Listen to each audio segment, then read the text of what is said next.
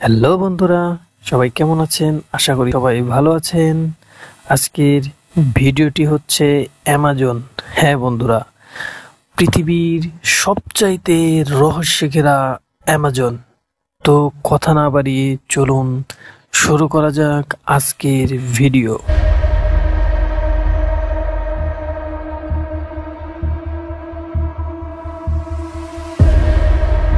প্রযুক্তির উৎকর্ষতার স্বর্ণ সময়ে দাঁড়িয়েও আজও মানুষের কাছে অ্যামাজন জঙ্গল রহস্যে ঘেরা এক মহাবিস্ময় এর নাম। অ্যামাজন নামটির মধ্যে লুকিয়ে আছে হাজারো বিস্ময়কর রহস্য। অ্যামাজন অরণ্য নামে জঙ্গল হলেও অ্যামাজন অরণ্য একটি স্বর্ণর ভাণ্ডারের চাইতেও সমৃদ্ধ। হ্যাঁ বন্ধুরা, হাজারো প্রাকৃতিক সম্পদে ঠাসা এই মহাবন অ্যামাজনে স্বর্ণের প্রাসাদের কথাও শোনা যায়। মানুষ কুমেরু, সুমেরু, চাঁদ, মঙ্গল গ্রহে পৌঁছে গেলেও ভূপৃষ্ঠের অবস্থিত এই অ্যামাজন জঙ্গলে রয়েছে এখনো মানুষের কাছে অজানা কিছু। অ্যামাজন, অ্যামাজোনিয়া, অ্যামাজনিকা বা আমাজন যে নামে ডাকা হোক না কেন, রহস্য আর বিস্ময়ের কোনো কমতি নেই এখানে। অ্যামাজন জঙ্গলে এমন অনেক জায়গা আছে যে জায়গায় মানুষ এখনো পা রাখতেই পারেনি। এখন আধুনিক বিশ্বে অনেক কিছুই আমরা পৌঁছতে পেরেছি, কিন্তু এখন পর্যন্ত ভাবা যায় এই বনে পাই রাখতে পারেনি। হ্যাঁ বন্ধুরা, দক্ষিণ আমেরিকার উত্তর দিকে জুড়ে আমাজন জঙ্গলের অবস্থান। আমাজন নদীর 70 লক্ষ বর্গ কিলোমিটার অববাহিকায় 55 লক্ষ বর্গ কিলোমিটারের অ্যামাজন জঙ্গলের অবস্থান, যা গোটা দক্ষিণ আমেরিকায় মোট আয়তনের 40%। পৃথিবীর সমস্ত রেইন ফরেস্টের মোট আয়তনের অর্ধেকের সমান। শুধু এই আমাজন জঙ্গল, আমাজনকে বলা হয় পৃথিবীর ফুসফুস, কারণ গোটা পৃথিবীর যত অক্সিজেন প্রয়োজন হয় তা 20% যোগান দেয় আমাজন জঙ্গল। মোট 9টি দেশ বিস্তৃত এই রেইন ফরেস্টের 60% আছে শুধু ব্রাজিলে, 13% রয়েছে পেরুতে, বাকিটা Venezuela, Bolivia, Colombia, Ecuador, Guyana, Suriname, ফরাসি গায়ানা জুড়ে। এক আমাজনের জঙ্গলে রয়েছে 16,000 প্রজাতির প্রায় 390 বিলিয়ন গাছপালা। জীববৈচিত্র্যের সম্ভারে সাজানো আমাজনের জঙ্গলে রয়েছে 45 লাখ প্রজাতির পোকামাকড়, রয়েছে 428 প্রজাতির উভয়চর, 1294 প্রজাতির পাখি, 378 প্রজাতির সরীসৃপ আর 427 প্রজাতির স্তন্যপায়ী প্রাণী।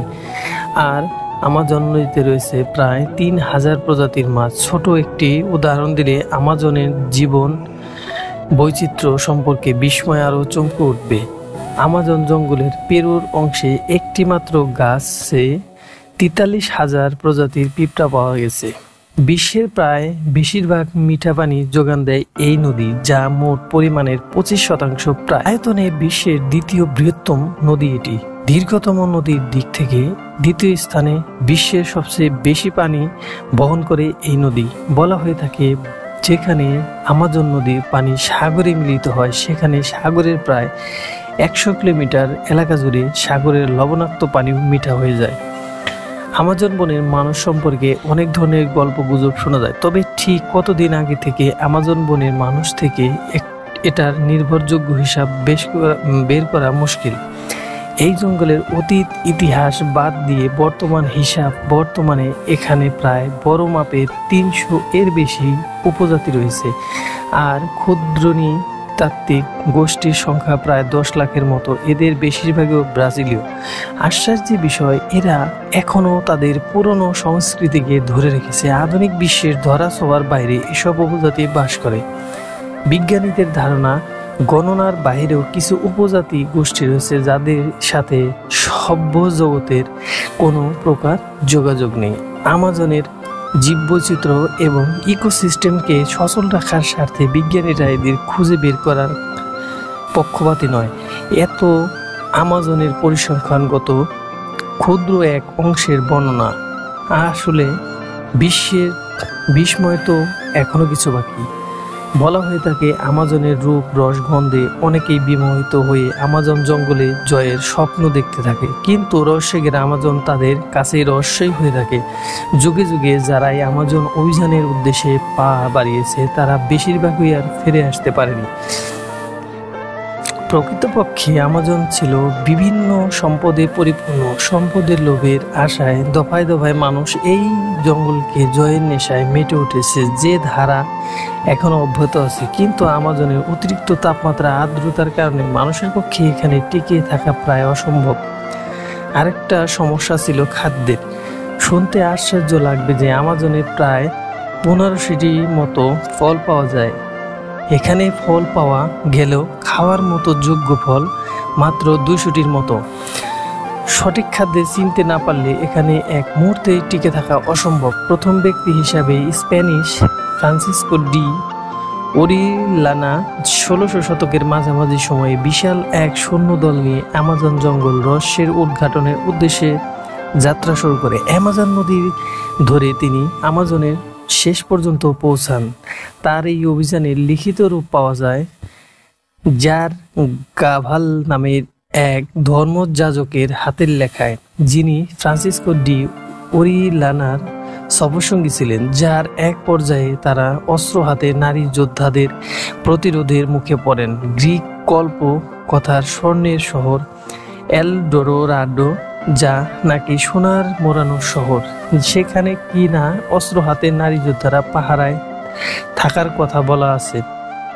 সেখানে এইসব নারীদের আমাজন বলা হয়েছে। সেই অনুসারে এই জঙ্গলের নামকরণ আমাজন।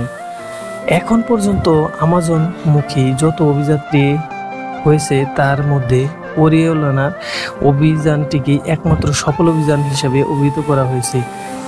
ওরিলানা অবশ্য শেষ পর্যন্ত কথিত সেই স্বর্ণনগরী এলডোরাডো খুঁজে পায়নি। তবে এই অভিযান থেকে বিশ্ববাসী আমাজন নিয়ে কিছু চিন্তার রসদ পেয়ে যায়। জারগাভাল এর ভ্রমণ বৃত্তান্তে আমাজনের এমন কিছু বিস্ময়কর তথ্য বের হয়ে আসে যা রীতিমতো আশ্চর্যজনক। সেখানে বলা হয়, যাত্রার প্রতিটি ধাপে তারা আমাজনের বাসিন্দা উপজাতিদের দ্বারা প্রতিরোধের মুখে পড়েন। অবশ্য প্রকৃত বিষয়টি ছিল ওরিলানার সৈন্যদল খাবারের ভীষণ সংকটের দরুন উপজাতিদের গ্রামে আক্রমণ করত শুধু খাবারের আশায়। এভাবে তারা উপজাতিদের সাথে যুদ্ধ করতে করতে আমাজন জঙ্গল রহস্য উদ্ঘাটনের পথে এগিয়ে যাচ্ছিলেন। জারগাভাল বলেছেন, প্রতিটি যুদ্ধে এত বিপুল পরিমাণ উপজাতি অংশ নিয়েছিল যেটা রীতিমতো আশ্চর্যজনক। শুধু গুটি কয়েক আধুনিক অস্ত্রশস্ত্রের বৌদলতে উপজাতিদের পরাজিত করে ওরিওলানার বাহিনী সামনে এগুতে থাকে। পরবর্তীতে বিজ্ঞ ব্যক্তিরা ওই সামরিক আমাজনের অরণ্যে উপজাতিদের সংখ্যা নিয়ে জারগাভালের লেখা তথ্য মতে মেনে নিতে পারেনি, যার সুনির্দিষ্ট কারণ হলো এমনিতেই ভয়ানক এই অরণ্যে এত লোকের খাদ্যের সংস্থান হওয়া অসম্ভব ছিল। কিন্তু পরবর্তীতে গভীর গবেষণায় বেরিয়ে আসে নানান চমকপ্রদ তথ্য যা রীতিমতো মানুষকে চমকে দেয়। জারগাভাল এর লেখা বিবরণগুলো নিয়ে হালের কিছু বিজ্ঞানীদের মধ্যে দ্বিধাদ্বন্দ্ব ছিল, কিন্তু একটি বিষয় ছাড়া জারগাভাল এর বিবরণগুলো ধীরে ধীরে বলে সত্য প্রমাণিত হচ্ছে। আমাজনের ফুটন্ত নদী এবং মানুষকে সাপ ও গাছ। জারগাভালের লেখা ফুটন্ত নদীর কথা ছিল, বিশাল বিশাল মানুষকে সাপ আর গাছের কথা ছিল। সম্প্রতি বিজ্ঞানীরা বলেছেন আমাজন জঙ্গলে এমন নদী আছে যা শুধু ফুটন্ত বলে ভুল হবে, গরমের মতো টকবক করে পড়তে থাকে। আমাজনে বিশাল বয়া কানেক্টর আর অ্যানাকোন্ডা সাপের কথা তো আপনারা অনেকেই শুনেছেন। মাংস পিপাসী পিনারা। হ্যাঁ বন্ধুরা, অ্যামাজন জঙ্গলের আর একটা ভয়ানক হচ্ছে, আমাজনের আর একটা বিস্ময়কর, সেটা হচ্ছে মাংসাশী পিনারা মাছ। আমাজন নদীতে এরা ঝাঁকে ঝাঁকে ঘুরে বেড়ায় শিকারের আশায়। আকারে ছোট হলেও দলবদ্ধ কারণে যে কোনো বড় আকারে শিকারকে এরা নিমিষে খেয়ে ফেলতে পারে। আমাজনের নদী স্বয়ং অ্যামাজন নদীটাই এখন পর্যন্ত মানুষের কাছে একটা বড় বিস্ময়। কোথাও কোথাও এই নদীটি 10 কিলোমিটার পর্যন্ত চওড়া, আর অ্যামাজন নদীর পানি যেখানে সমুদ্রে মিলিত হয়েছে সেখানে নদীর মুখ এতই চওড়া যে তার সামনে পড়ে মাঝারি নামের একটি বড় আকারের দ্বীপ তলিয়ে যায়, যার আয়তন বর্তমান সুইজারল্যান্ডের সমান।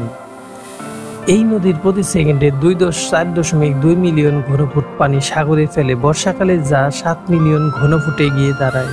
দিনে প্রায় 18,000 কিউসেক পানি অ্যামাজন নদী থেকে আটলান্টিক সাগরে মেশে।